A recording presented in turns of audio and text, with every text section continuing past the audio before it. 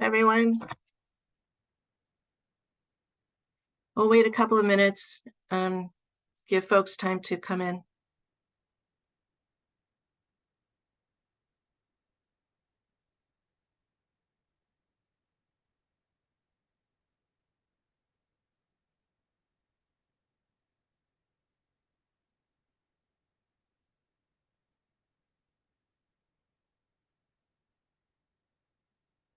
Hi, Katie, we've got you set up, right?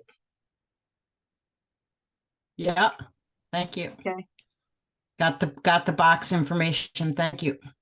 Okay. Sadie, I went to say hi to you yesterday and you were helping that woman that fell. That was a terrible fall. It was. That was so unfortunate. I was so I had a proud mom moment because I had remembered to pack my first aid kit and at least had some sterile gauze that we could use to dress her wounds instead of party napkins and paper towels.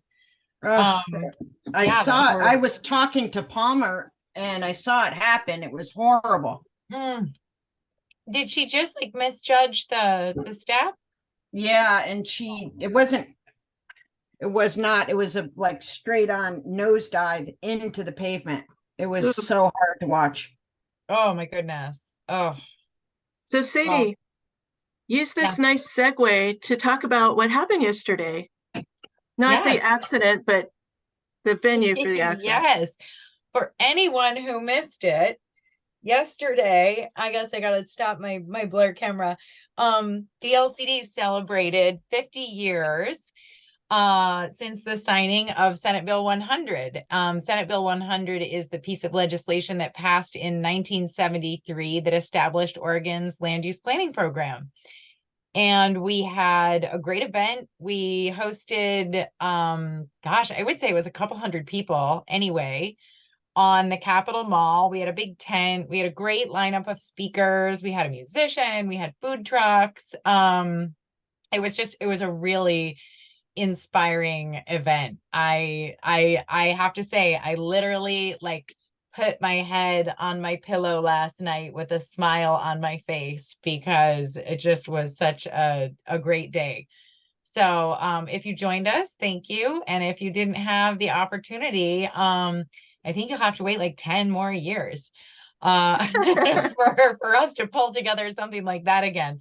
But it was great. And we have a 50th page up on our website. So we're still taking survey information and sharing information out. So if you're interested in learning more about it, there is a place to do so online. But thanks for the opportunity, Marion. Yeah, you're welcome. I'm getting the presentation ready to go here.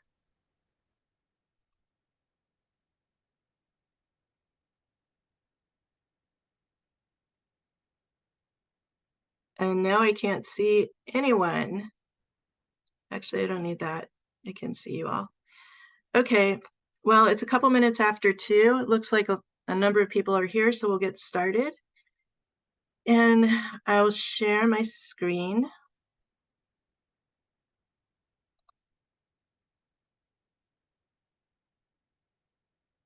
Whoops. Okay, can everybody see that? Okay, very good. So hello, and whoops, I am not good at this. Okay, welcome again. And again, please introduce yourself in the chat.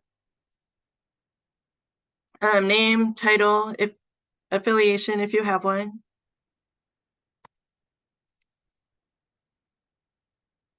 And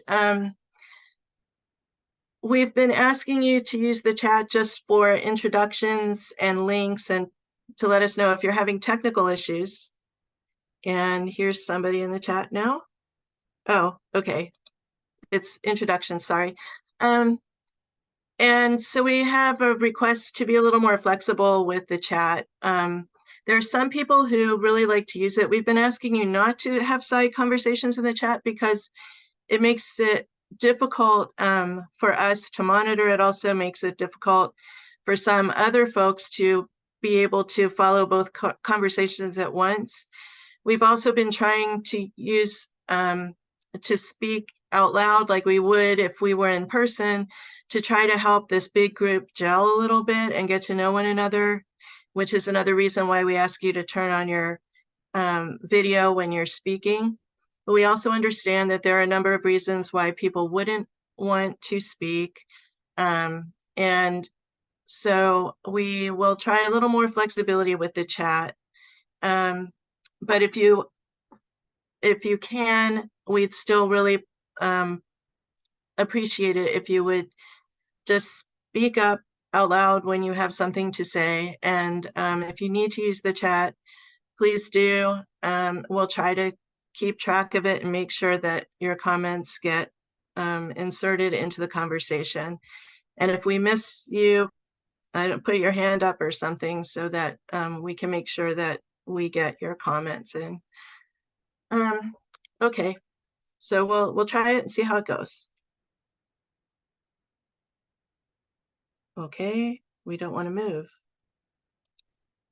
There we go. Okay, so the first thing we're going to do today is revisit the survey.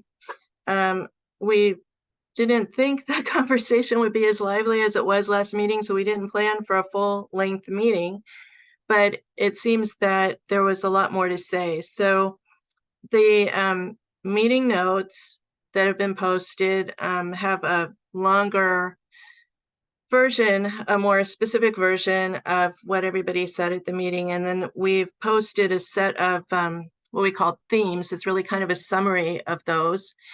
And then this week we received a couple of comment emails also. So we're going to try to go over all of that. And so we'll be sort of trudging through all these comments first, and then have some time for more discussion after. But again, if you have something to say, pipe up. Thank you. Okay, so first comments, 3 slides for the survey comments from the last meeting. Would you like me to read them, or would you prefer if I just read through them?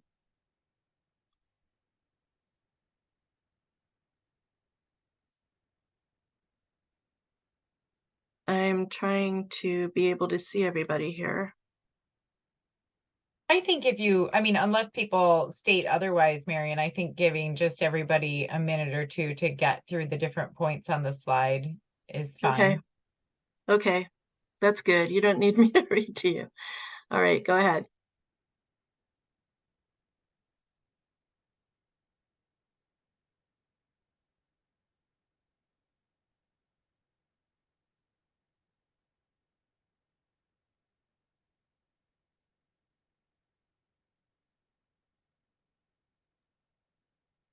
I don't know if you can see all the Okay. attendees, but maybe when people are ready for you to move to this next slide, they could just like raise their hand or do a thumbs up. I don't know. Yeah, I was just going to say that. That would be helpful. I can see everybody now.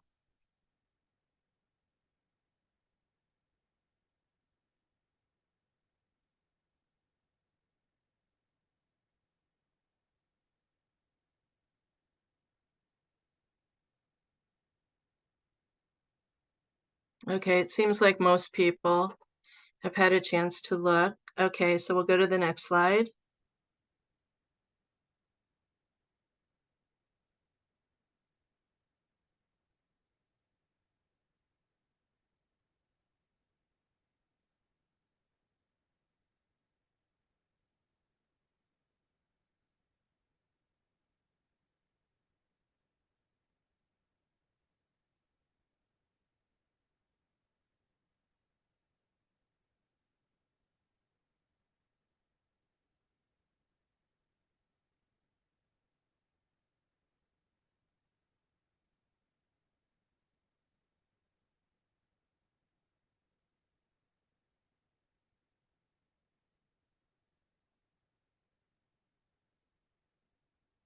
Okay.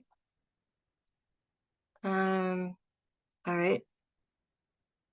I'm going to go to the next one.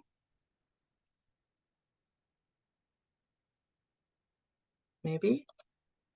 There we go.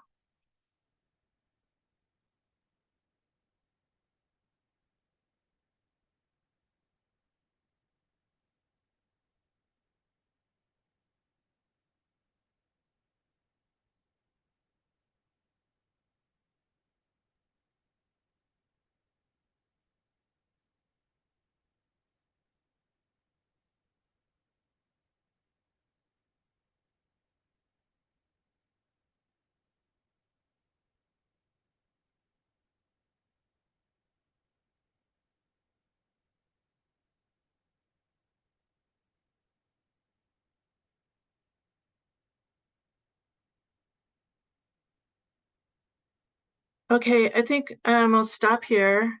And so these were this is the summary of what we think we heard at the last meeting.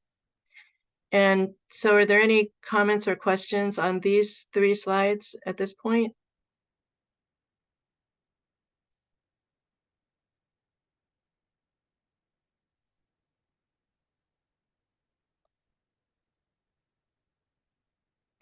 I have a question, Marianne, if you could go back to the, well, yeah, it's on the previous slide. Okay. Number 6, Mm-hmm. build on other risk assessment efforts that are going on instead of asking. Super important. Love this comment. Hate survey fatigue and love surveys at the same time. I'm wondering if we have like a path or approach on that, or if this is just like for our information, this is what we heard, because this is what we heard. Mm-hmm. Or are these action items like to be considered moving forward, next step kind of stuff? Sort of most of the above. The questions, I believe, were mostly about the response and the response efforts to do. There's another kind of risk assessment that needs to be done on a different time scale than this, and that's happening out of OEM. Sarah Poles and Curtis Peets are alternately on these calls, and they're the ones who are working with them. And we've been meeting with them about this for some time, and had another meeting about it following last risk assessment work group meeting to find out exactly what it was that people were talking about that was going on and how could we build on it. And so we're having very productive conversations, and we've set up a regular meeting now so that we can dig into exactly what those surveys are, what they're asking, how we can coordinate them. There are a lot of differences between them, but there are points where we will cross over. And so we're just beginning to get the dirt under our fingernails on that. So that's my report back about that now. So we are Awesome. aware Okay. of this and working on it. Wonderful. Okay, that was really my big question. Okay. Anybody else at this point? I see some things in the chat. Is it possible to post the slides with the meeting materials before the meeting? So far, it hasn't been because we're on such a fast turnaround. But I did post the survey themes, these 3 slides material, and the 2 comment emails that we received. This themes has been up for about a week, and we put the comment letters we received this week up last night. So, and I believe you all got an email about that. So if you were able to take some time this morning to look, they are there. As we go forward, if we have more time, we can post the slides ahead of time, but so far we just haven't been able to do that. Oh, and Susan said that, okay. Okay, so we're reading along, great. Okay, so let's continue. Now we're going into the comments that we got this week. And I've tried to condense them a little bit and not to repeat things that we've already seen, and to try to get the gist of the comments. So for anybody who has other things to add to these, let me know.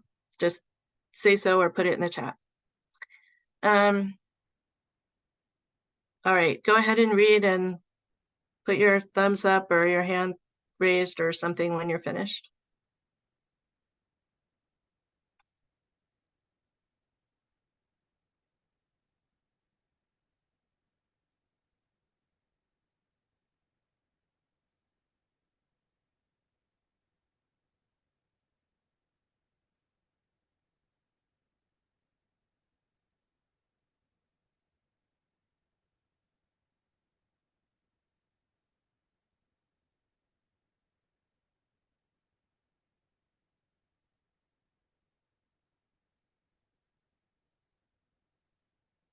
Okay, it looks like it's time to move on. Hey, I got a question, Marion. Sure. Whoops. Perhaps avoid categorizing the assets to be included in the risk assessment that way. What's that mean exactly? Okay, so the survey categorized them as lifelines and critical facilities, and some of them are not, would maybe not be thought of. Some of the assets that we want to include may not be actually thought of as a critical facility or lifeline under the official definitions. So there was a place in the survey where we asked people to categorize them, and we kind of tinkered a little bit with the lifeline categories to do that. The comment last meeting was not to make people categorize them because they won't understand what those categories mean anyway. And so just get rid of the categories and just list the assets. Okay, yeah, that totally makes sense. Okay, anybody else? All right, we'll move along. Marion, Yeah. Hi, Don. yeah, it strikes me that Can some you of turn that your camera on, please, when you're talking, so people get to know you? Thank you. Sorry for interrupting. I just wonder if, if some of that data will end up needing to be kind of classified security wise. Just something to think about how the question gets asked might, put it into a category that might make it sensitive information. Okay, Something Thank just you. to think about. good point.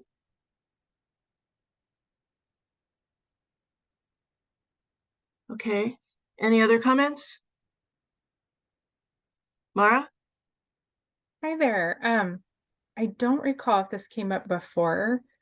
Is there an option to build upon a database or list supplied by CISA, since they are the federal agency required to be in charge of critical infrastructure? So that maybe we begin with their list and then add, like from the survey, some of the facilities that might be we consider in addition to that. Mm-hmm. If I'm thinking of the same like website that you're referring to, I think they've got like 16 different lists of critical facilities. And yeah, it's a possibility. We've already in the last two NHMP updates, we've picked and chosen from that list. Whether we can use their database, that's another question. I don't know if Matt has anything more to add about that. But we are looking at various sources that, will help us not reinvent the wheel. And along those lines, pretty much everyone in the state, at least at the county level as well as statewide, has had to do these types of classifications and risk assessments pretty much since 2002. So the lists are there. I know some counties have really gone into greater detail defining what they considered critical facilities for like post-earthquake damage assessment. I know we did that in part of the metro area. I think the issue for us is, going back to don't ask the respondents to do our work. We can figure out whoever we want to send these to and just send them and let us do the categorization. Where do you work? What kind of facility you work for, period. And then we can figure out the rest. But there are plenty of lists and tables and pre-existing databases that we should be able to figure it out. And then if there are specific categories that aren't on there, whether they're part of the 16 CISA sectors or something else, we can almost do that, case by case. Okay, thank you. Any other comments on this page? Okay, moving right along then.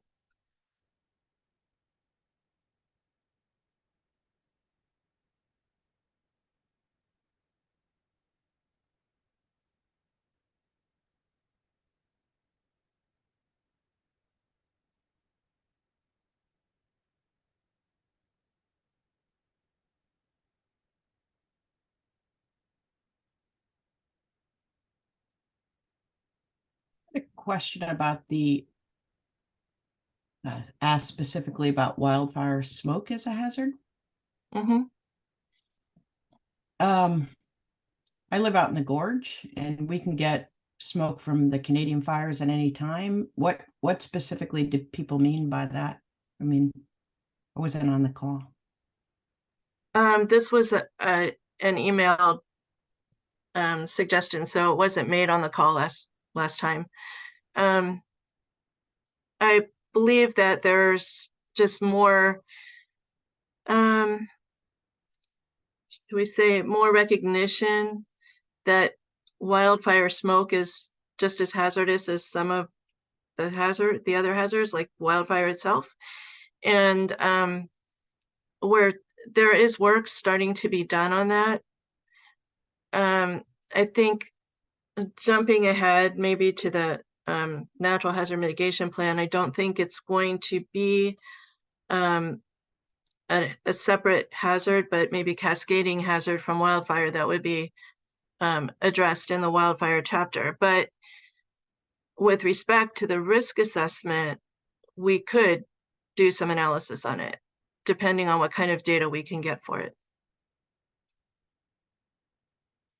And you're right, it doesn't have to be necessarily wildfire smoke that originated in Oregon. So it doesn't matter where it originated, it's still a hazard, a health hazard. Sadie? And I would just add, Marion, I served on the Governor's Wildfire Council in 2019, and we talked a lot about how specifically like low income and marginalized communities tend to be more impacted by wildfire smoke because they might, they lack like air conditioning in the summer, and so they're relying upon their windows being open, or they're people that work outside, it's like day labor or people in the fields. And so I think thinking about it in terms of who is impacted was a big part of that conversation, and maybe it starts to enter this conversation as well. Okay, Matt? Yeah, I was thinking of this before Sadie started talking, but because I was just thinking like, well, I mean, I don't know, maybe there is some data out there that we could do an analysis with, but it seems like it would just be in a general, like this is a general thing that we should be aware of and recognize that. But in light of what Sadie just said, yeah, I think the angle we should take is talking about the vulnerabilities that are there. Identifying areas that are vulnerable to smoke.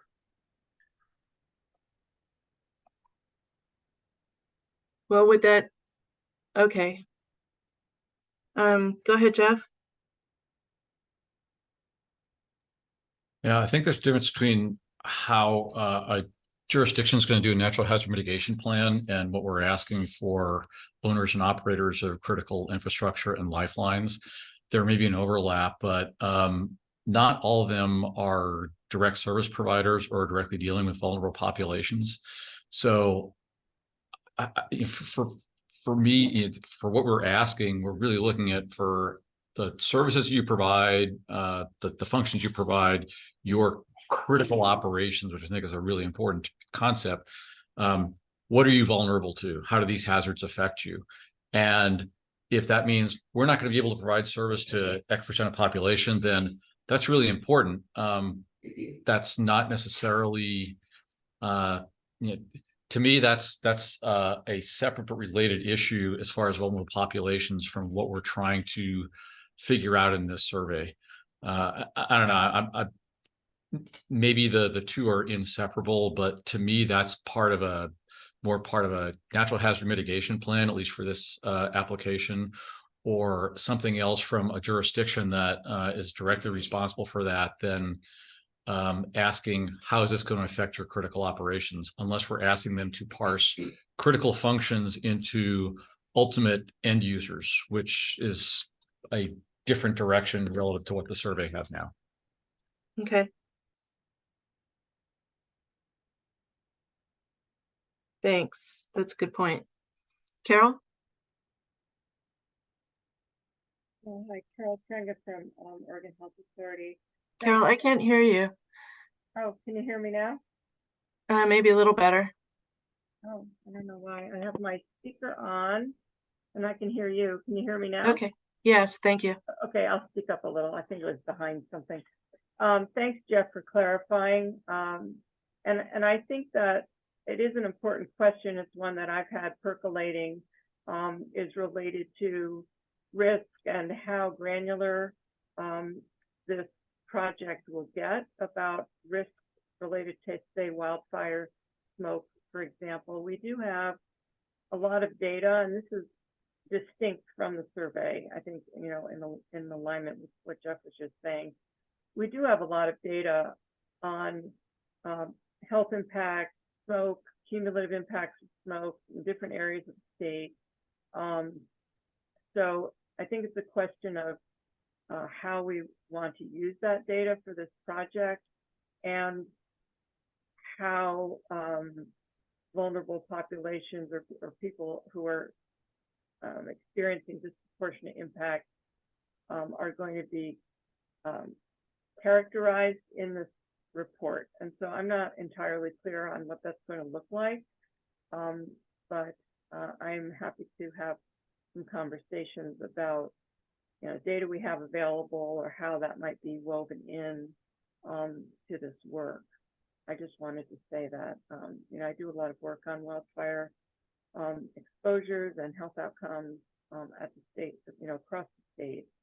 So I'm happy to participate in those discussions, but I think right now I'm really unclear on where that would fit and how it would fit. So. Right. Thank you, Carol. We would like you to participate in those discussions. And we are still a little unclear on where all this is going to come out. And that's part of what we want this group to do. There are a couple of decisions or a couple of decision areas that we want this group to try to come together on. And those are what method or methods we're going to use for the risk assessment and what data we're going to populate the risk assessment with and where it's going to come from and all of that. So we're getting there a little more slowly than we would have liked to, but we are getting there. And when we do get there and we have those decisions, then we'll probably break up into smaller groups to actually get the work done. That's why this is called a work group, because we're depending on you to help us work. We just can't do it by ourselves. So that's why, and also all the brain trust that we have here in this group is amazing. And we want to use what we have and try to coordinate across the state agencies, the tribes, and other agencies that have data, nonprofits. We haven't gotten a lot of uptake from the nonprofits, but we're going to keep trying. So that's where we're going. So we don't have the answers for you. You're going to help us make the answers. Okay. Well, thanks. I just wanted to put that out there since the topic came up. And, thank you. Yeah, thank you. Steve, in the chat, we provide cleaner air shelters, including air scrubbers across Oregon. We can help here if you need any in-depth background on the program. Yes, we'd love the information on your program. Is there anything else? Yeah, go ahead. Yeah, glad to do it. I'm actually mobile right now, though, so I'll likely forget your request. If you could send me an email, if you'll send me an email, I'll get that right out to you from ops. Okay. Well, we're going to get to this. Thank you for being on here, even though you're mobile. That's really amazing. Thank you. And you'll see that the homework we're going to give you at the end of this meeting will be where you can put that information. So I'll make a note to send you an email also, but that will be accessible from Box and from the website. Okay, moving along. We're up to the last page now.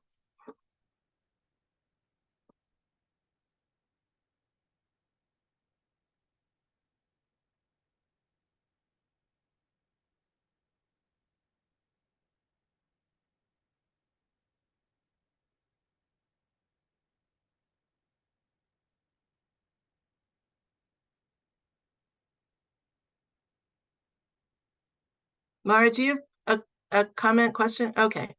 I wasn't sure if that was, and I've read it or I have something to say. Oh, both, but Okay.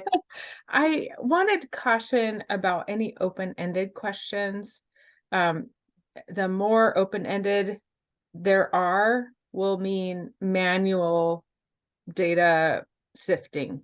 Mhm. So if there are ways to turn that into phrases so that there are selections and as few other open-ended text boxes as possible, I think that will allow for the data to be more accurate and probably a lot less handwork in the Mhm. end. Yeah.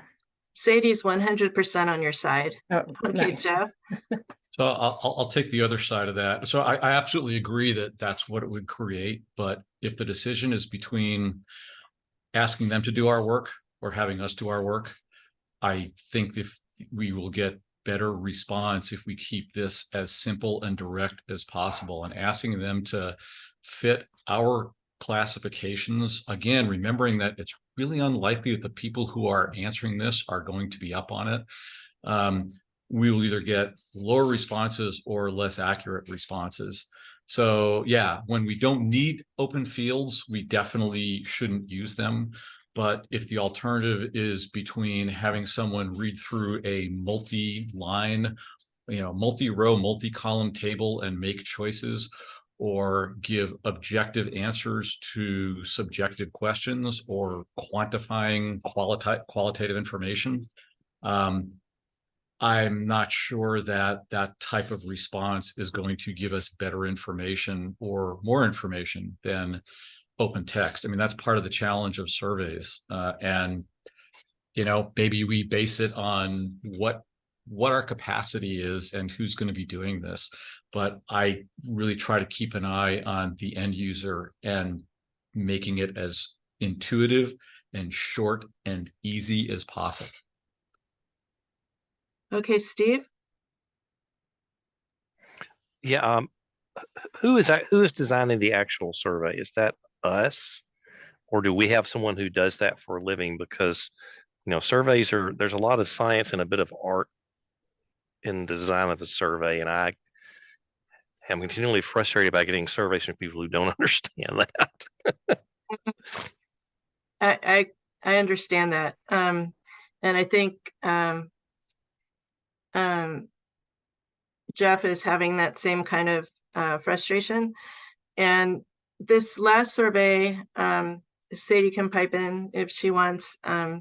She started it for us by doing some searching and finding something similar to what she thought we would want. And then we refined the questions and sort of changed the whole focus of what was there before. And then came to you for feedback because we know it takes a bunch of brains to do this well. So it's kind of a group effort. Yeah, I'm happy to chime in. Oh, sorry, Steve, go ahead. I was just going to say, so what I hear you saying is we have no funding to hire somebody who does this for a living. Do you want to respond, Sadie? I don't have particulars on the budget and availability of a group like that. So, but my understanding is that you don't have money to hire those people. Oh, right. Well, on the budget part, but that Sadie does a lot of these surveys. I do have at least some professional training in survey design, and I have designed a number of surveys over the years. I am a mere mortal, and my subject matter expertise is not natural hazards or risk assessment. So that's really where I rely on the subject matter experts in this group to inform the questions. But in terms of designing a survey and helping identify, problem areas in a survey or potential solutions, I have had at least a fair amount of practice and professional experience doing that. So I'm happy to contribute my efforts as long as they're useful. Oh, that's awesome to hear. I didn't realize that you had that background. Is there somebody from FEMA Region 10 on this call in this effort? No. Should we consider engaging their hazard mitigation people to be part of this? Do we really want to do that? That's We, my question. I don't know the answer to it.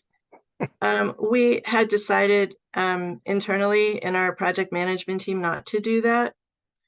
This is funded by a grant from FEMA, and they will be looking at it. And if we need to go to them for some reason, we can. Are you thinking that perhaps they have some resources to offer with Well, I respect think to it the would. survey? I think it would be worth asking that branch if they have some resources, or they may already have one done.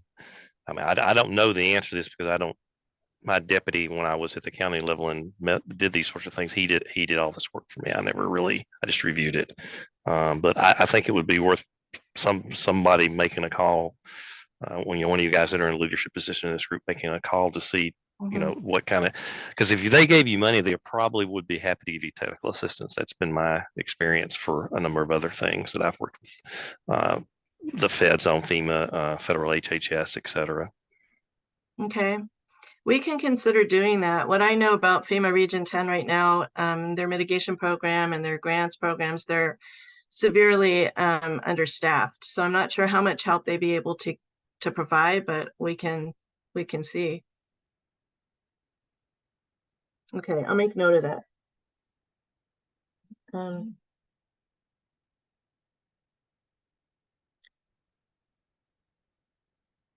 Okay, so then we have some more comments in the chat. Don, what infrastructure sectors will be receiving the surveys? How will the lifelines be surveyed? How will the participants be identified and selected? So we're focusing on what FEMA calls lifelines and critical facility. And not every single lifeline will be surveyed throughout the state, but we would be selecting owners, operators, and managers of a variety of these types of lifelines and critical facilities. We want the people who actually work with them, not somebody sitting in a administrative office. Does that answer your question? A little bit. I mean, there's an awful lot of those in the state. Are we going to try to hit them all? I don't think we will be able to hit them all, but Yeah, we want okay. we want to try to get a good sampling across the state. And some of that kind of overlaps with the CEI hub risk assessments that are kind of going to be happening, but this would be at I think at a smaller, less detailed scope. So Right. When will those be taking place? they're in rulemaking, and let's see, I bet they'll get the rulemaking done by the end of this year. So I forget when they're scheduled to get them done, maybe beginning next year. Okay. Not a moment too soon. Great. Okay, thanks. Anything else on this page?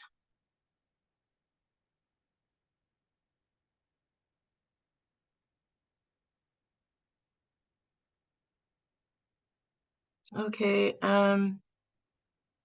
so then open discussion. Any more comments that you want to provide that you haven't provided yet?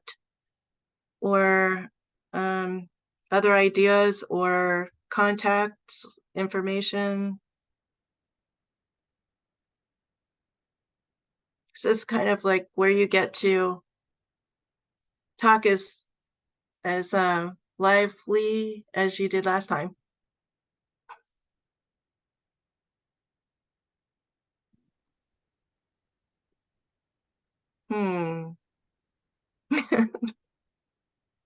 Hello. Okay. Zach? Hi. Nice Hi. to meet everyone.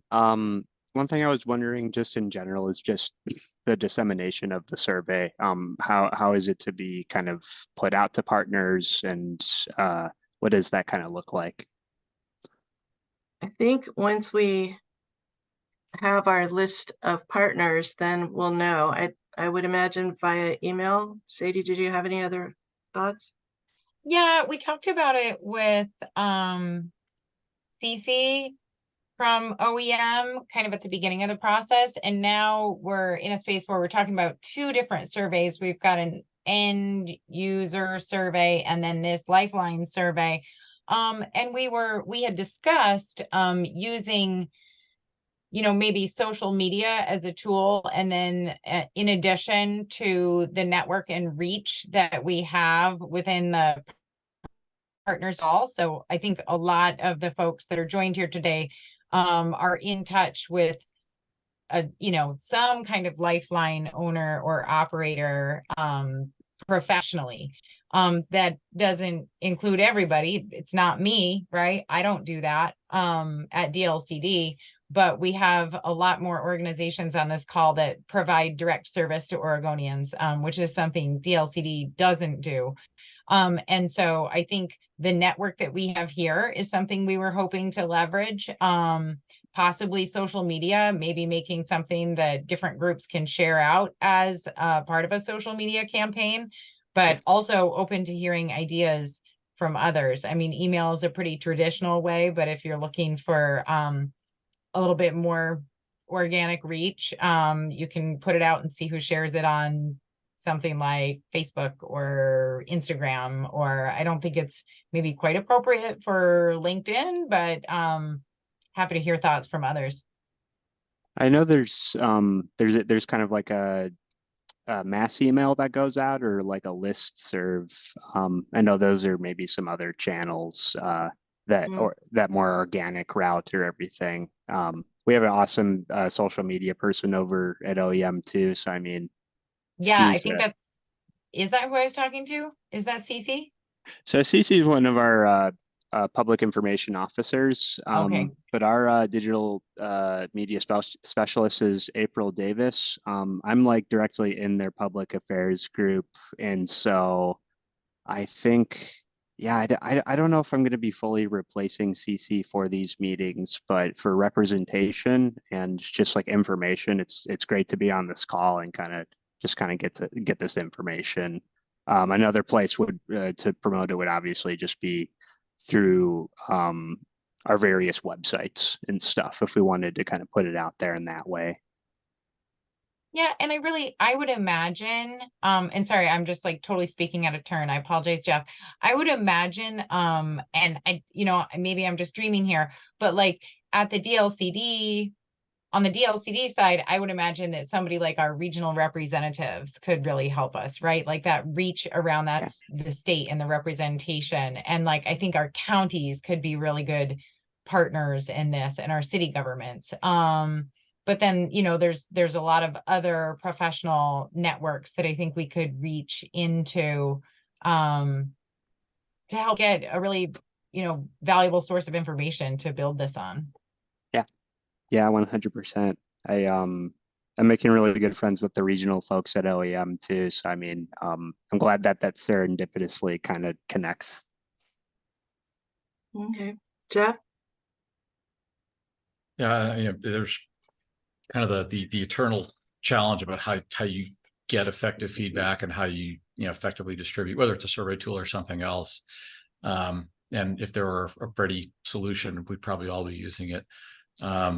I think it's two separate issues. One, you know, whatever medium you use, you know, if it's social media, are you expanding your reach, or are you simply making it more likely you're going to get a response from the people who use those channels, regardless of whether they're qualified to respond? And the second is, even if we manage to get it to all the people we wanted to get it to, it comes back to the fact that a lot of them just may have no idea. I mean, that's, you know, even if we get 100% response, how much useful information are we going to get? That's not a reason to not do it. It's, you know, setting realistic expectations. Same thing for end user survey. If we're, you know, great, we can get it out to the a broader segment of the population, but it's the people who are likely to be the most connected or the most interested, as opposed to necessarily the ones that we really want to hear from. And again, that's not unique to this. That's just an ongoing challenge for any kind of public engagement. It's true. Steve? Yes, is Sonia McCormack on this call? She's the public-private partnership person over at OEM. No, she's not. She might be a good one to add because she has deep connections with all of the, all of the people you're trying to reach, the private sector people you're trying to reach. Okay, thank you. I'll definitely confirm that. Sonia is awesome and is putting on, or she has a seminar series that she's kind of organizing with a lot of different partners right now, and it's getting like international attention. So there's definitely some opportunities there. Okay, thank you. Okay, Steve, you have more to say? No. Okay. No, I just didn't get my hand down quick enough. Sorry. It's okay. All right. Anything else before we move on? Okay, so the next slide is a Qualtrics update. I think the number one suggestion last time was to get a better survey platform than SurveyMonkey. And we've looked into Qualtrics. We are in the process of looking into Qualtrics. So OSU has, we're waiting for the last final confirmation from OSU that we can use their license, but they have some restrictive policies that may get in the way. And OEM has could help us, or could allow us to use their license as well. But we would have to pay for training, and we may have to pay for training in any case. And we have to look into that. And so we're going to be looking into getting our own license. Yes, Steve?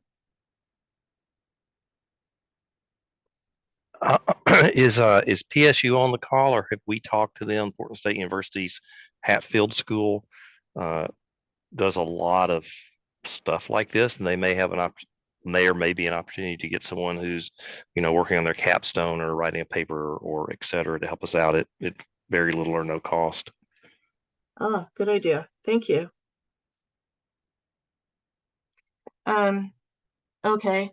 So we're kind of going down that road, and we don't have an answer quite yet.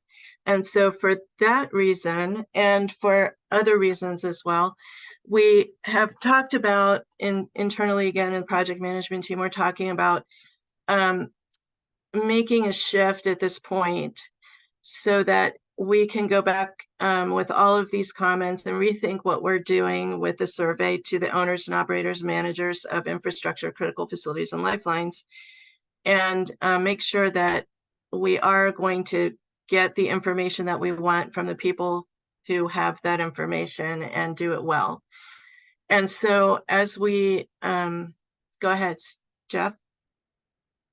Sorry, I wasn't trying to interrupt you. I just would it be useful, since we have a really big group, not just on the call but in general, to try to make this a subgroup or subcommittee or whatever you want to call it, a few people who are willing and interested in focusing on this, and then coming back to the group at whole to say, here's what we've come up with, or at least here are some of the major changes or points we're going with. That wouldn't that way we can keep going with everything else, and y'all can keep working on whatever kind of arrangements we can make with an institution that has Qualtrics, et cetera, and we can just focus on here are the main structure that we want. Okay, that's a fine idea. Do we have thumbs up or thumbs down from folks? We have any volunteers? Sure.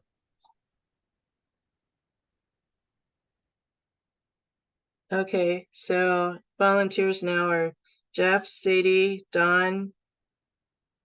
Anybody else? Okay, there may be other folks. Obviously, a lot of folks aren't here today. Not everybody can make every meeting. So yeah, that's a good idea. And we'll be in touch on that. So we've decided to make a shift at this point because the questions that we really need to answer in this big group and for getting started on actually developing the widget is what do we want to get out of it at the end? You know, what part of that is what do we want to get out of it at the end? And so the end users are the people that I think instead of going for the owners and operators immediately, we're going to shift right now and focus on the end user survey, which I think will be a lot easier to do with the SurveyMonkey that we have. And like you said, Jeff, we can have another set of people who want to work on that survey, or the same set of people who want to work on that survey. And then as we come back to the owners and operators, we're also going to approach natural resource professionals because that's an area that we have a dearth of information in. I mean, I know there's a lot of information out there, but as far as our risk assessment, we have a dearth of information. So that's the shift that we're going through right now. And I think that'll help us meet our timelines. Any questions or comments about that?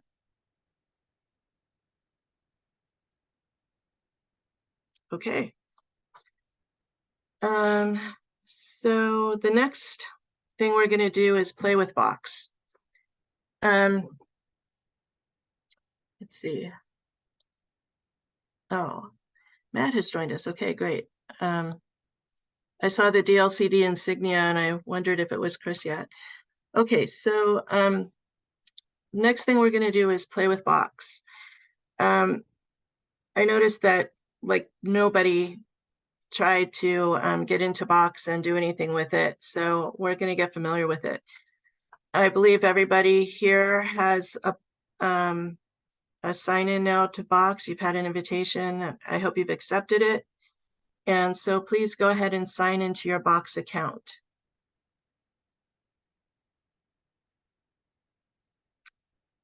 And you should end up looking at, mine is a little different from yours at the top here, but you should end up in this number 2 risk assessment workgroup folder.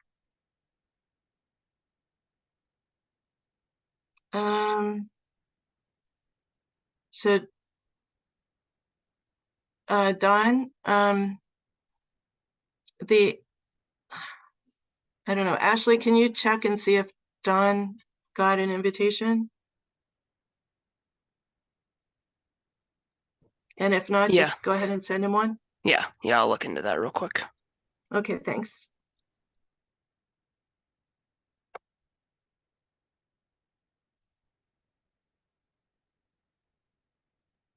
Hey, Okay, Marion. yes, Jeff? Just FYI, you probably won't see it if somebody sets up an account and goes in and downloads. The only thing you'll see is if somebody edits or creates something new and publishes or uploads a document. So, I mean, I know I've been in this and I've already downloaded some stuff. Plenty of other people may have as well. You just might not be seeing that on your end. That's a good point. I have not seen any downloads, but I do see when people do other activity in the folder. So I'm okay. Bye, Jay. So I'm sorry if I made an incorrect statement about anybody else's involvement here. You can see what I've seen, that when there's an update, it says who did it. And so that's what I've been going on. But you're right. If you just downloaded something, I probably wouldn't see it. Okay. Is everybody in to their account? Give me a thumbs up or a raised hand or something. 1, 2, 3, 4, 5, 6, 7. Okay, is anybody else missing an invitation?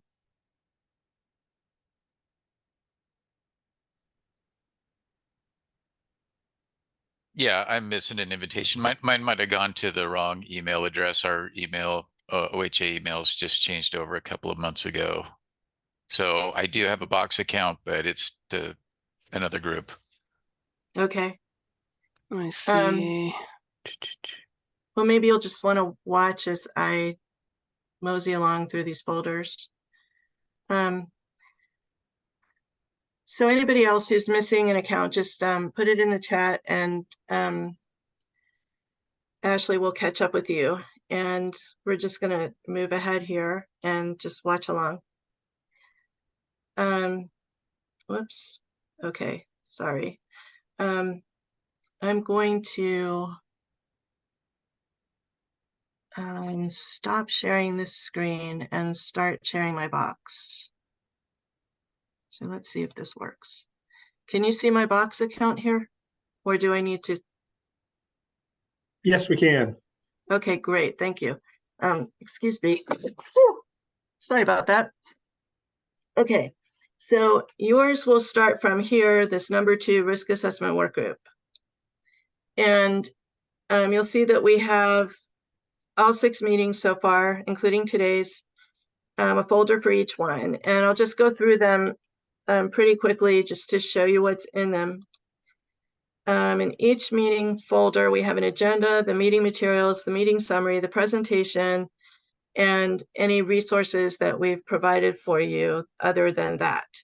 So this resource folder was at the very beginning of this process, and the Community Lifelines fact sheet, the risk assessment requirements, things that we've posted to the website. And for that meeting, the meeting materials included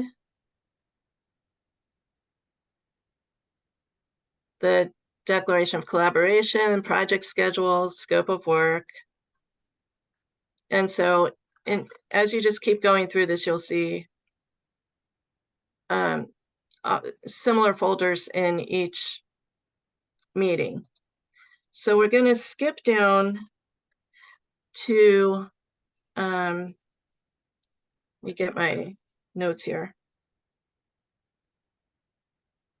We're going to skip down to meeting 5.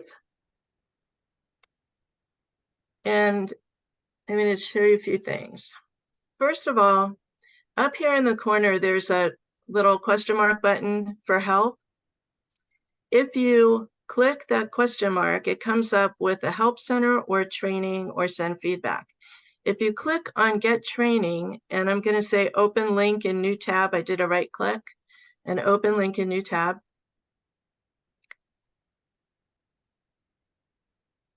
This will take you to Box University. And if you click through here, you will find a number of videos. So they're on demand. There's on-demand training, anywhere from 2 minutes to an hour, depending on what you want to learn about. So if you have problems working with Box, this is a good place to come. Find the problem that you are having, do the training, and if you're still having problems, then let me know and I'll help you. So then back to the folder. Let's go to the meeting materials. Click on that folder and these come up. If you click on the sandbox copy of the survey draft, that's what we're going to be playing with today. The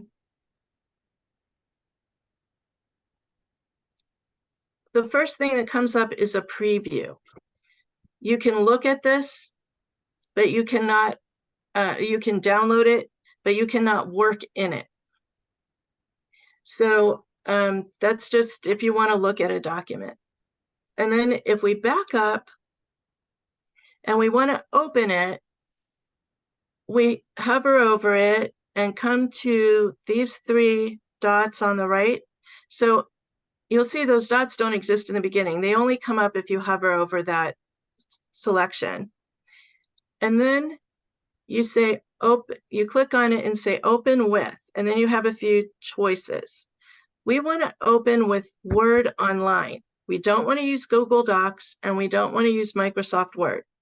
We want to open in Word Online because that's the one that will allow us to do what we need to do.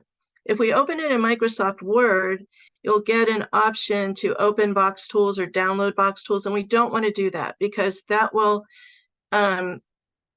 result in problems across users.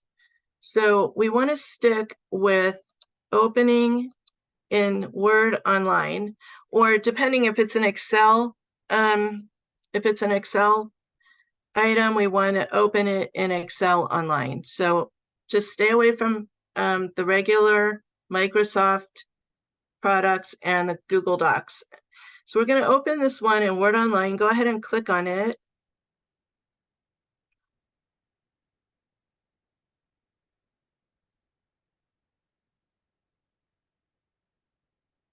And here's the survey that we just took apart. And go ahead now and start editing in here. We're going to turn on, under the review tab, we're going to turn on track changes for everyone. And you'll see that you can go ahead and edit as much as you want. Take out what you don't like, put in what you do like. Have fun.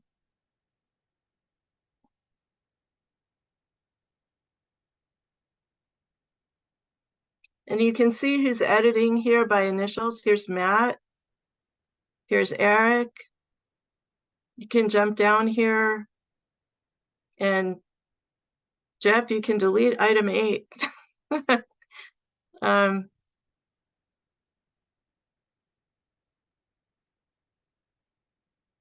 Is anybody else signed in?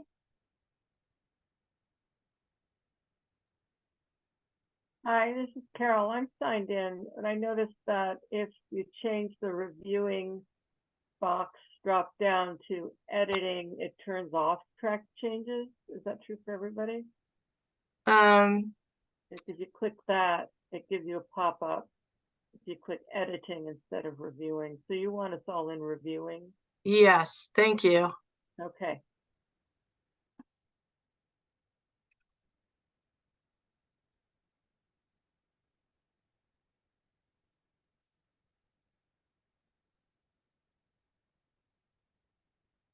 Okay.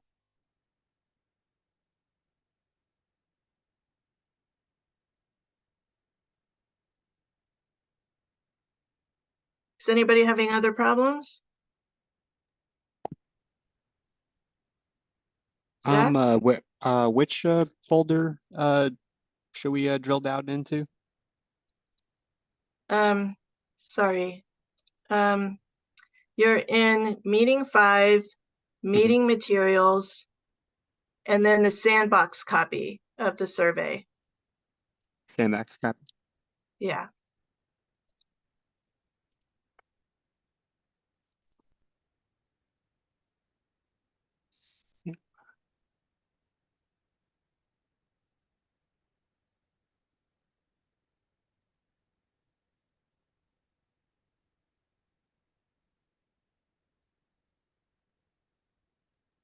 Okay, so just take a few minutes and just,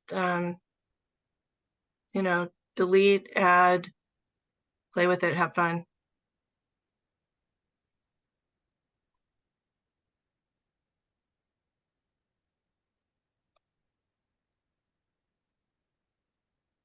Hi, Marion, it's Carol. I think the reason you don't see me in there is because I don't have a sandbox copy. I only have a review copy and a PDF copy. It says review and then it says V2 next to it. I don't have 3 files like you do. I don't have sandbox. I wonder why not. Can you,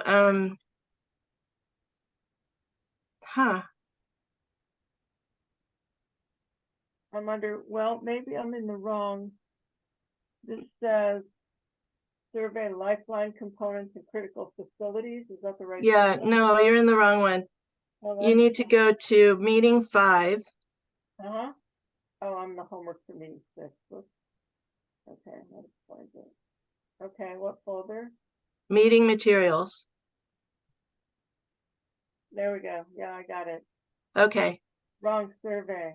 All right, thank you. Well, yeah, things carry over sometimes from one meeting to another.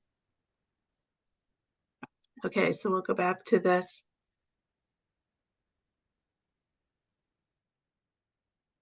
Anybody else having some trouble here? Ooh. Okay.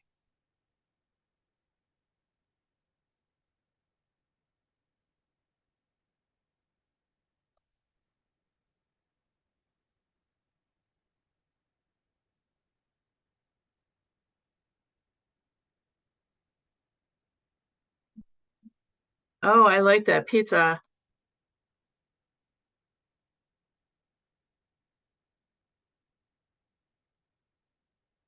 Was that you, Susan? No. Who was that? Was it? It was Matt, but it made me laugh.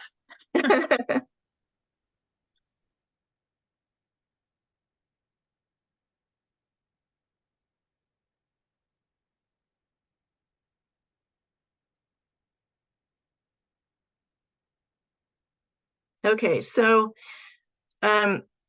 when you're in a document like this, Word online will save regularly. It saves automatically.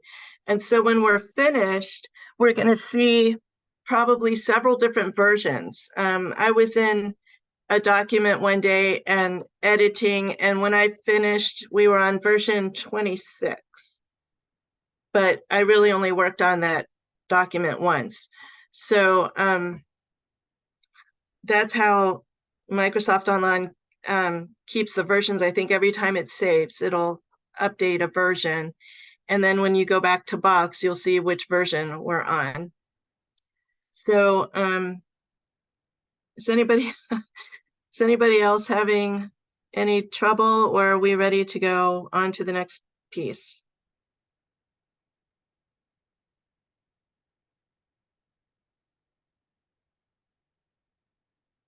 Ready to move on? Yes, no?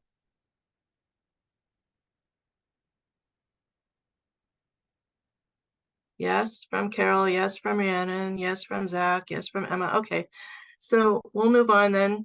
And so what I'll do to get out of this is just close it. And then when we go back to Box, sorry, we are on version 9. And it shows that the file's being edited. So, and so the versions, as you continue to work in there and play in there, the versions may add up. Okay. So the next thing I'd like to do is we're going to back up now. We're going to go back to the risk assessment workgroup. So you can skip through all these folders instead of going back. You can just hit risk assessment workgroup and go back to the very beginning. This is where you enter when you sign in. And the next thing we're going to do is what Jeff was talking about, is download. So let's go to the time tracking form.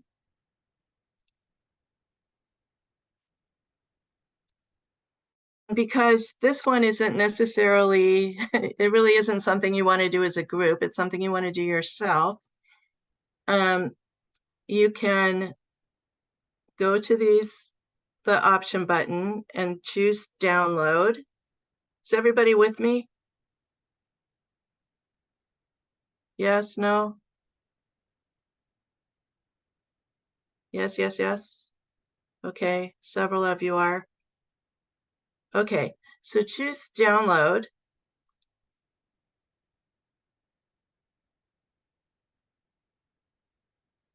And you'll see that it's downloading to your site. You click on open the file.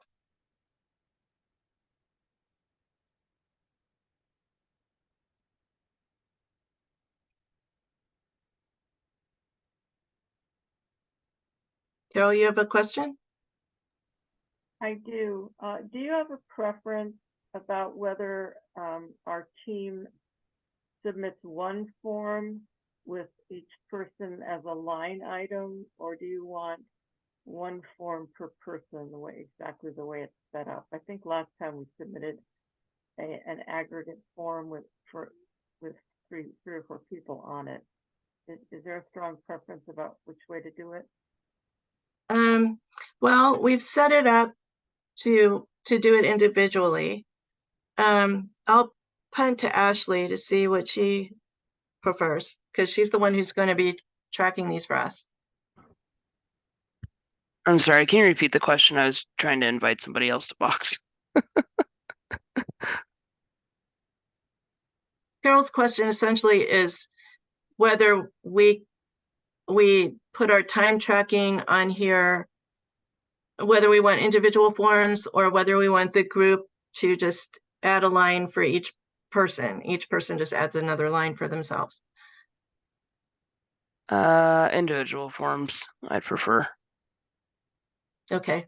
Yeah. Okay, we'll do that next time. I think last time our OHA team submitted one form and we each had a line on it, or Oh, that, I mean, if it's everyone from one agency, that's okay. I just didn't want one for 105 people in the group, the total group. But per agency, I think that's okay. What's the purpose of this form? Okay, thanks. Well, generally oh, did you have something else to say, Carol, first? No, I just said thanks. Oh, okay. Don, generally on our grants, we have to show cost share. For this particular grant, we don't, but we want to try to collect some information about how many hours everybody's putting into this to really get a sense of how much it costs to do a project like this, because we just don't have that data. And so we're asking people just to track. We have the information. If you've signed into the meeting, we know you're at the meeting. So you don't have to do it for the meetings, but any time that you spend outside of the meeting, we really want to know that so that we can track it and try to figure out a budget going forward for other similar projects. So it's really just to help us in the future. Thanks, Marion. Sure. So now you've downloaded this form and you can fill in your dates and what you were doing and how many hours you spent on it. Put your name and your title and your organization on it and save it to your drive. And then, okay, so I'll put my name here. Oh, wait, I have to enable editing first. Okay. Okay, now maybe. And I'll abbreviate my title. And I'm with, whoops, DLCD. And yesterday, whoops, I spent, I don't know, prepare for 5/24 meeting. And I spent 6.5 hours okay. And then I'm going to save this.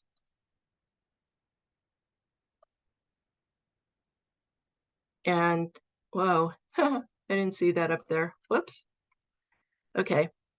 So I'll save it again. And then I'm going to, oh, I don't know where I saved it. this PC. Okay. So I'll close it and I'll go to my files and try to find this thing, documents. Is it in documents? I don't know where it is, but I'll just take this draft meeting notes and upload it to Box. And that's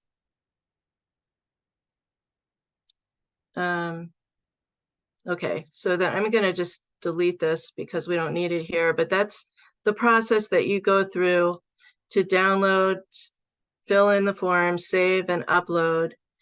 And when you do that, it'll come up with another version of the form. So if 105 people fill out the form, you'll be on version 105 or 106.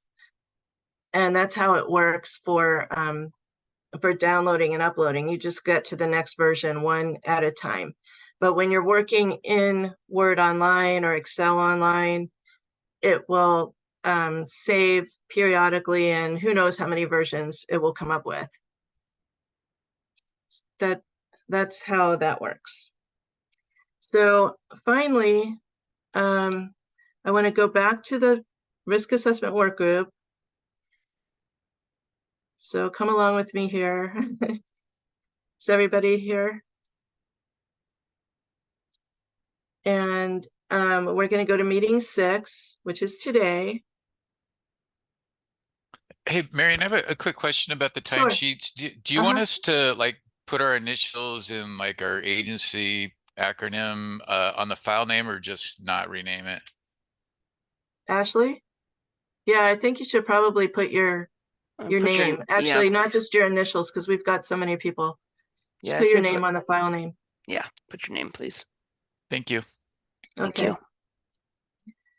you.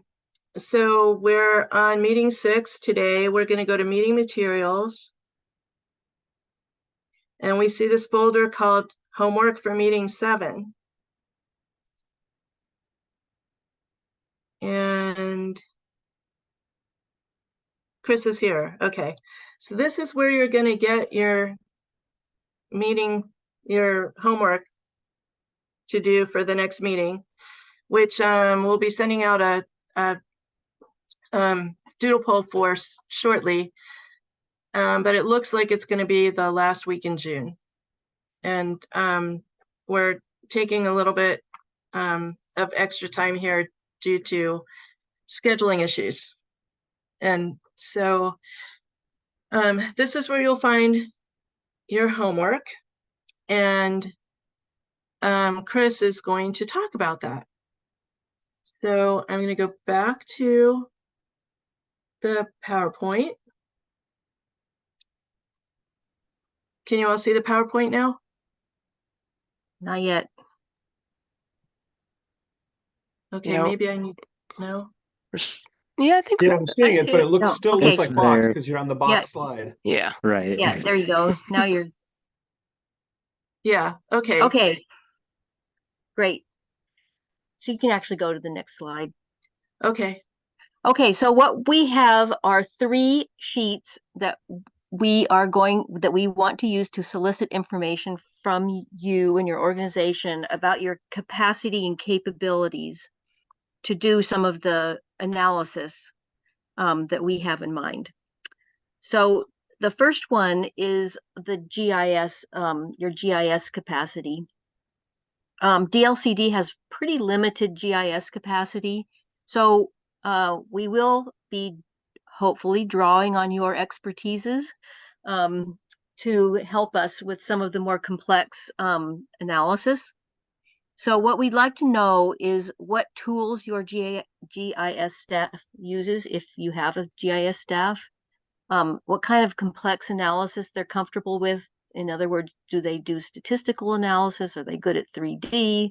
Are they good at raster processing, that kind of thing? And we also want to know what kind of licenses your agency holds. DLCD does not hold any supplementary licenses for ArcGIS Pro. So we need to know if we can draw on yours or if we need to buy them, or what needs to happen to use some of those supplementary licenses for ArcGIS. And we also want to know if your agency has any expertise in using R or any of the statistical packages that we might want to use. So that this form is meant to collect that kind of information about your technical prowess in a GIS environment. Any questions there?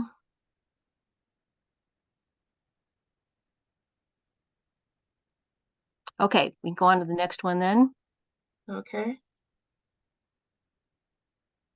So the next bit of information we need to collect is what kind of natural hazards loss data your agency collects or has been collecting over the last 5 years.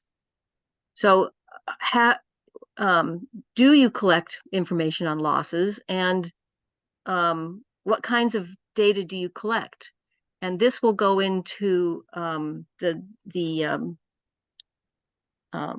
Natural Hazard Mitigation Plan risk assessment, so that we know who has what and where to find it. Eric? Yeah, Chris, you know, if we're an agency that doesn't collect any of that data, do you still want us to submit something so that you know that we've responded and just no data collected? Yeah. Okay. Yeah. Like if you don't manage property, for example, you probably aren't going to collect loss information. So, but you may collect information about a recovery operation or something, and we just need general information, so we know who to call about what as we're doing the natural hazard mitigation plan. On the other hand, Eric, if you're collecting hospital data about extreme heat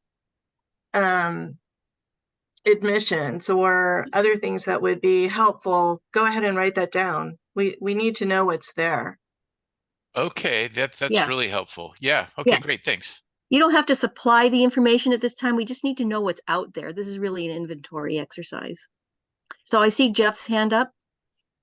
Yeah, along those lines, with the understanding that a lot of these don't generate disaster declarations, do you have access to what's submitted for like preliminary damage assessments when OEM requests them and they go on to get a public assistance grant, and obviously that only is for public sector entities, or even when, hey, this is a major incident and county emergency management will typically issue a notification to all the jurisdictions within the county saying, hey, we want to see if this is going to be worth putting in a request for declaration. Go ahead and put together a quick initial damage assessment. And granted, those are quick and dirty, but if the counties retain those or individual agencies do, you already have information packaged to a certain extent. And they're typically on, something like an Excel spreadsheet. So they're pretty easy to manage. Yeah, Jeff, thank you for that. We learned actually that that OEM in particular does not save that information. So I don't know about the local jurisdictions. I hope they do, but they might not. And partly it has to do with the records retention rules don't say you have to keep it. And so OEM doesn't, which was a real shame because that's a treasure trove of information that we could have used. We could have made it anonymous or done whatever we needed to do to get around any privacy issues, but it doesn't exist right now. Yeah, it was worth a shot. I mean, and plus we only have to keep it if there's a declaration. The other thing is, since you'd mentioned the like influx in, say, heat related diagnoses, I think OHA captures, with all of their surveillance data. I don't know if they do it by, say, diagnostic code like an ICD-10 or something like that. But if you're looking for that type of population impact as opposed to direct cost infrastructure impact, you might be able to get it there. That probably wouldn't help you much on a facility by facility basis. but it would give you a better sense of population-wide effects. Yep, exactly. Judith. Hi there, Chris. Hey. So I'm just thinking out loud here, and I'm going to assume that any information we have on crop or orchard or vineyard losses due to drought or wildfires, even if the in like some kind of insurance covers them for their losses, that I guess that could help us value it if we don't have. I have a question into our new GIS person, and I'll get details for these worksheets here. But I'm just gonna, I'll just put in everything that I can think of, and you can parse out anything that maybe doesn't belong there. But I'll yeah, that's the type of information I was thinking I would gather. That's perfect. I'll tell you why. The information that FEMA is able to get in their National Risk Index and that is available publicly on the internet only covers insured crops. And the bulk of our agriculture in Oregon is not covered under crop insurance. Right. Because we do specialty crops. So having information about losses from as a result of natural hazards to those specialty crops would be super, super helpful. Okay, good. All right. And I'm actually forming a new advisory committee for minor crops, which are the specialty crops. And so I'm going to put that on their task list to focus on. Okay, great. Thanks. Great. Thank Judith, you. Judith, what about animals? Oh, absolutely. Yes, that would be included. Livestock impacts. Absolutely. And actually impacts to even riparian areas that landowners are trying to protect that might, that's actually part of the discussion. And that is, when they have agreements with the state or whomever to protect areas or plant trees and preserve, do what they can to help those survive. What if a drought comes along and it wipes out everything you've just done, and then you don't get, so how do you get credit? Because it's outcome based, right? We like Right. to look at what the outcome is, and then we have to factor in that natural hazards affect these outcomes. Yeah. Right. Eric, is that a legacy hand or? No, this is No, okay, new this is one. another one. Yeah. So, with OHA data, we can't submit like individual Yeah. data. Is it going to be helpful for us to provide like what the smallest geographic aggregation is that we can provide? Some will Absolutely. be county, some will be tracked. Absolutely. Yeah. Yeah. Thanks. Yeah, we're just trying to get a handle on the kinds of damages and personal health effects, mortality that just don't get captured unless you have a big declared disaster. And even if you do have a declared disaster, like Judith was talking about, many of those agricultural losses in Oregon are not captured in an accessible way that we can use. Okay, so we have one more form, Okay. and that is, what kinds of activities does your agency, tribe, or organization do to address potential impacts from natural hazards? So do you have recovery plans or plans for mitigation, or I don't know. It's pretty. We want some. We're throwing a broad brush out here. So any activities that your agency does to address potential impacts from natural hazards, we would like to know if you have one and just the nature of it. It doesn't have to be super detailed, but just a list. And on both of these forms, we've got the list of natural hazards that are covered in our current NHMP in the corner.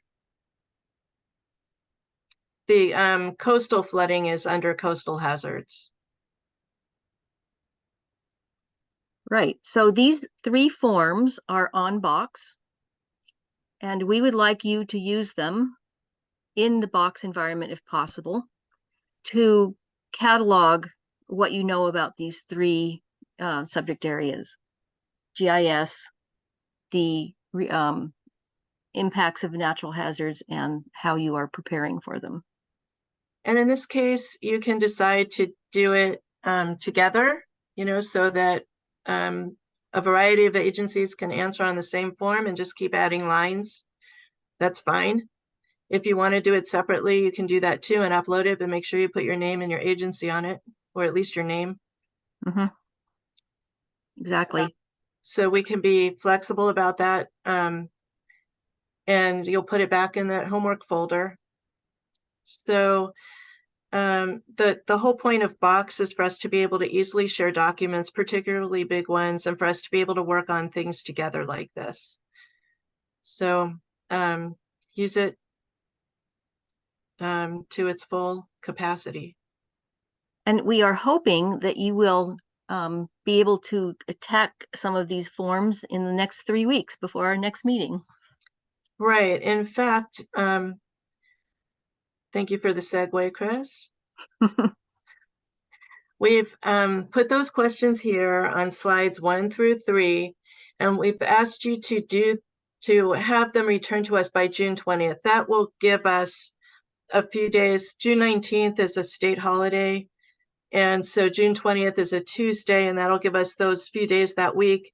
Since we don't know yet which day our meeting will be the following week, or if it will be the following week, that'll give us a few days to digest the information that you've provided to us.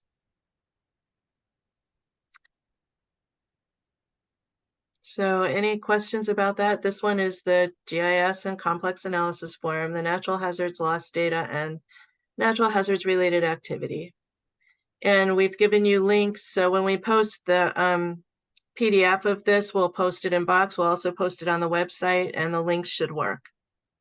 So it should take you right to that document if you don't want to just go through Box. Okay. Any other questions or comments or concerns? We thank you for your help. This is helping us gather information that we really need. Oh, yes, Jeff. Sorry, slow in the hands. Just more a permission question, since this is going to happen before the June meetings. I think I'd sent you all information about National Disaster Preparedness Training Center is going to be putting on a pair of pilot classes for our revised coastal hazard curriculum. I don't know if it's easier just to forward that to the committee as a whole. I can post the individual flyers in Box, but for anyone who deals with coastal hazards, there's the sort of the basic coastal hazards awareness, AWR 379, that we've been spending a long time revising, and we'll be up. We'll be doing a Zoom class on the June 20th and 21st, 10 to 2 Pacific time, and then the performance level class, PER 378, June 28th and 29th, also from 10 to 2. And that's really more focused on coastal hazard and vulnerability tools. Really, you get heavily into things like NOAA's Digital Coast, a lot of GIS-based tools that might be applicable either for folks doing statewide planning or for those in coastal counties. Yeah. Okay. Thanks for that, Jeff. So I think, Jeff, take the flyers, attach them to an email, and send the information to Ashley, and she can send it out to the group. I will do that. Thank you. And then the group, please send them out to your coastal counties and cities.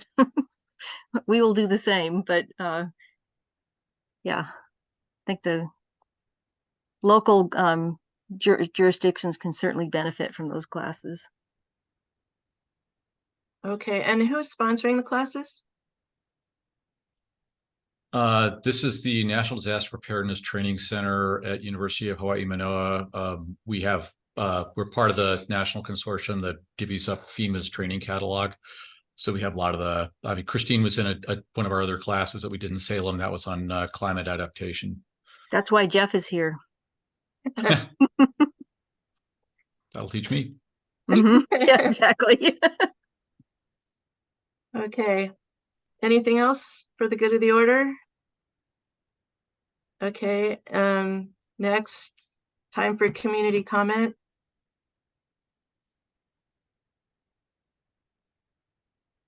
Okay, then we're adjourned. We'll see you at the next meeting. Look for the doodle poll. Thank you, everybody. Thank you so much. Thank you very much. I lost my voice, but thank you. Bye. Good weekend.